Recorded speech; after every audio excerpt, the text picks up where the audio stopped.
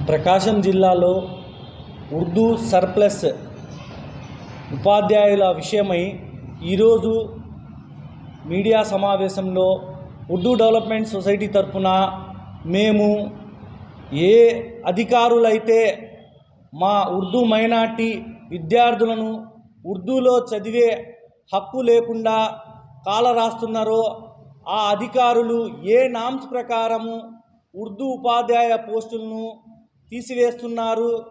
అదేవిధంగా ఉర్దూ మీడియం స్కూళ్ళను ఏ నామ్స్ ప్రకారము English medium స్కూల్గా ఏ అధికారంతో వాళ్ళు ఉర్దూ మీడియం స్కూళ్ళను ఇంగ్లీష్ మీడియం స్కూల్గా మార్చారు. తర్వాత ఒక లాంగ్వేజ్ చదివే విద్యార్థులను సైతం ఆ ఒక్క లాంగ్వేజ్ కూడా చదవకుండా ఆ ఉపాధ్యాయులను సర్ఫేస్లో చూపించి ఆ పోస్టులను అక్కడి నుంచి తీసేస్తున్నారు. మరి మా మైనార్టీ విద్యార్థులు ఉర్దూలో చదువుకునే హక్కు లేదా? ఎవరిచ్చారు ఈ అధికారులకు ఈ అధికారం?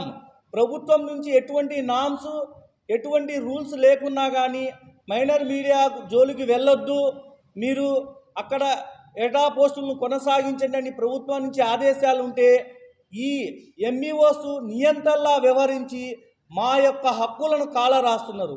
కాబట్టి వాళ్ళపైన ప్రభుత్వము కలెక్టర్ వాళ్ళు తక్షణము చర్యలు తీసుకొని మా యొక్క పోస్టులను యథాతథంగా కొనసాగించాలని ఉర్దూ డెవలప్మెంట్ సొసైటీ తరపు నుంచి నేను డిమాండ్ చేస్తున్నాను.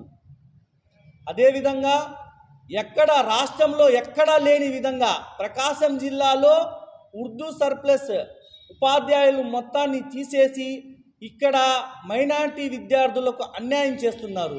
ప్రతి మండల ఆఫీస్ ఎదురుగా జిల్లాలో అన్ని మండల ఆఫీసులు ఏ ఎంఈఓస్ అయితే దీనికి అధికార దుర్వినియోగం చేశారో ఆ ఎంఈఓ ఆఫీస్ ఎదురుగా ఉర్దూ డెవలప్మెంట్ సొసైటీ ఆధ్వర్యంలో తల్లిదండ్రుల సొసైటీల కలుసుకొని అందరూ ధర్నాలు చేస్తామని ఎంఈఓలందరికీ హెచ్చరిస్తున్నాము.